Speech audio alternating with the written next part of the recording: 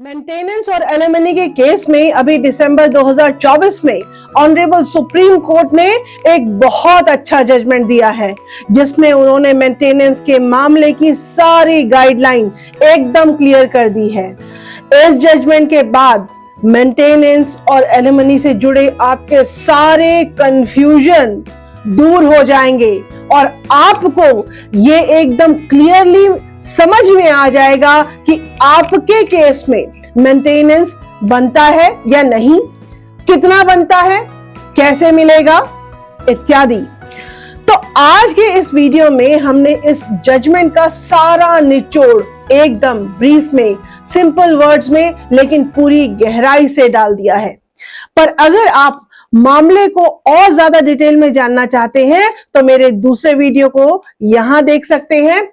तो चलिए आगे बढ़े, पर उससे पहले हमारे चैनल को सब्सक्राइब कर लीजिए, लाइक और ऑल बटन भी दबा दीजिए ताकि ऐसे ही इंटरेस्टिंग और यूजफुल वीडियोस आपको मिलते रहें। नमस्कार, मैं सुप्रभा और आप देख रहे हैं जिंदगी अनकट की आपकी जानकारी, आपकी ताकत।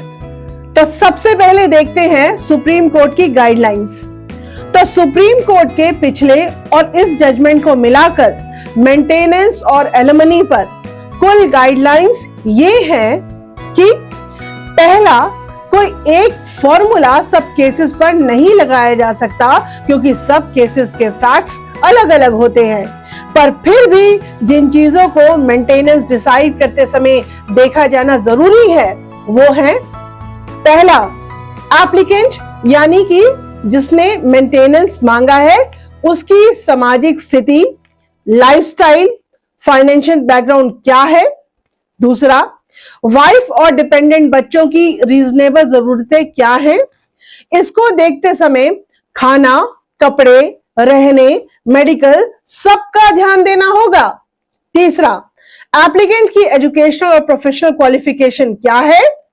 चौथा, एप्लीकेंट की एम्प्लॉयमेंट हिस्ट्री क्या है ताकि यह जाना जा सके कि वो कितने सेल्फ सफिशिएंट है या डिपेंडेंट है।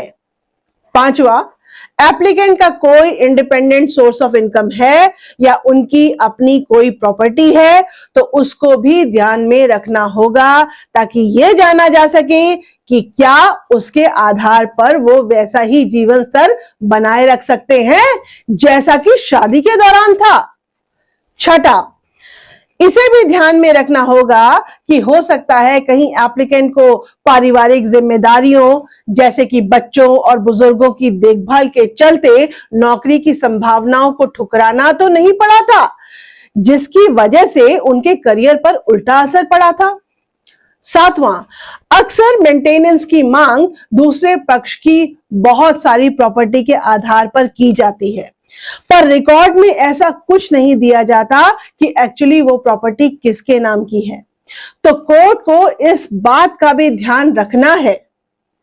आठवां, पत्नी को मेंटेनेंस का पूरा पूरा कानूनी अधिकार है और जहां तक संभव हो मेंटेनेंस इतना हो कि उसका शादी के समय का जीवन स्तर बरकरार रहे। पर अगर एक बार सेपरेशन हो जाए तो फिर यह उम्मीद नहीं की जा सकती कि पति जीवन भर अपने बदलते स्तर के हिसाब से उसको मेंटेन करता रहेगा। अगर पति से यह उम्मीद की जाने लगेगी तो फिर तो यह उसके जीवन भर के लिए उसकी प्रोग्रेस पर एक भार बन जाएगा। नौवां, अगर हस्बैंड पर डाइवोर्स के बाद कोई लगातार चलने वाली जिम्मेदारी आ जाए तो वो मेंटेनेंस में कमी के लिए आवेदन कर सकता है। इसी तरह अगर मंथली मेंटेनेंस दिया गया है तो डाइवोर्स वाइफ भी कुछ आधारों पर मेंटेनेंस बढ़ाने के लिए आवेदन कर सकती है, जैसे कि महंगाई बढ़ रही हो या उसको कोई सीरियस बीमारी हो गई हो या किसी सोर्स से उसकी इनकम खत्म हो गई हो। तो ये तो रही ऑनरेबल सुप्रीम कोर्ट की लेटेस्ट गाइडलाइन। अब आइए देख लेते हैं कि इस केस में सुप्रीम कोर्ट ने मेंटेनेंस कैसे डिसाइड किया।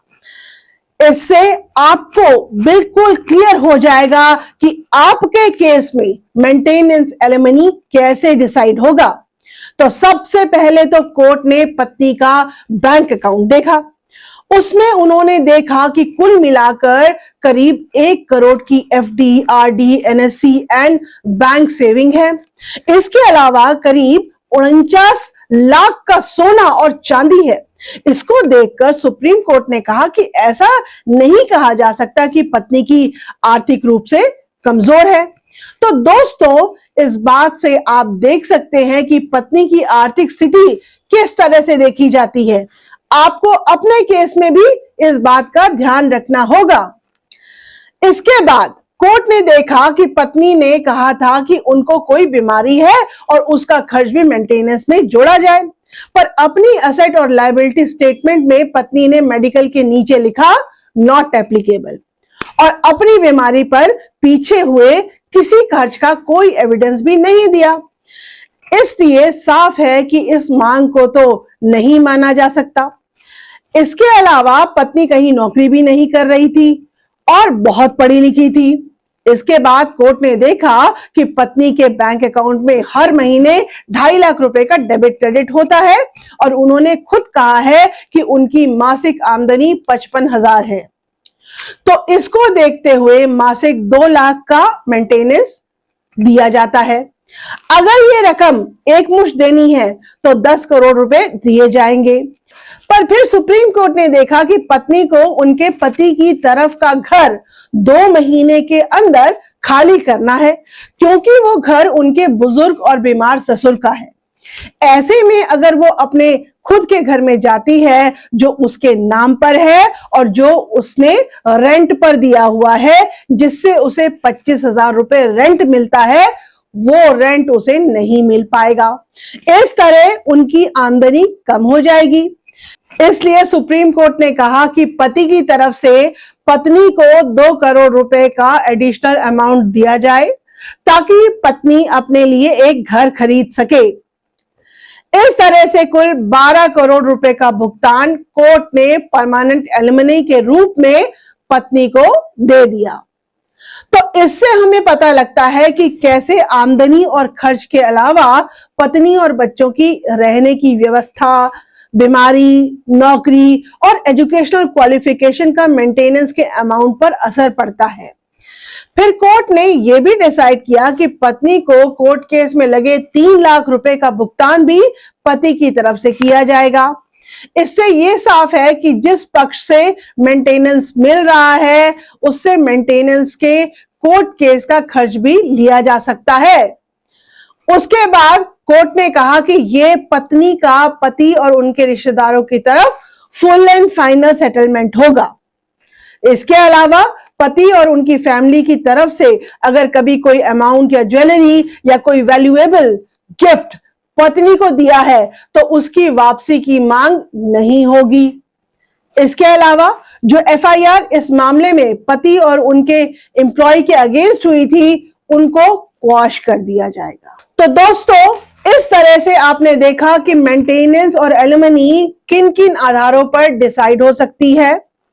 अब आप चाहे पति पक्ष से हो चाहे पत्नी पक्ष से हो, आप जान गए हैं कि ऑनरेबल कोर्ट किस तरह से मेंटेनेंस के जजमेंट देते हैं और लगभग कितना मेंटेनेंस डिसाइड होगा। इसलिए आप दोनों पक्ष अगर चाहें तो सोच समझकर कानूनी पचड़ों से बचते हुए, बुद्धिमानी और दूरदर्शिता दिखाते हुए मामले को आपसी सहयोग से जल्द निपटा सकते हैं। कोर्ट और वकीलों पर खर्च करने से क्या फायदा। उम्मीद करते हैं आपका परिवार खुशहाल रहेगा। कैसा लगा यह वीडियो कमेंट में बताइएगा और चैनल को सब्सक्राइब और लाइक जरूर करिएगा और कमेंट भी जरूर करिएगा। मैं सुप्रभा और आप देख रहे हैं जिंदगी अनकट की, आपकी जानकारी आपकी ताकत। नमस्कार।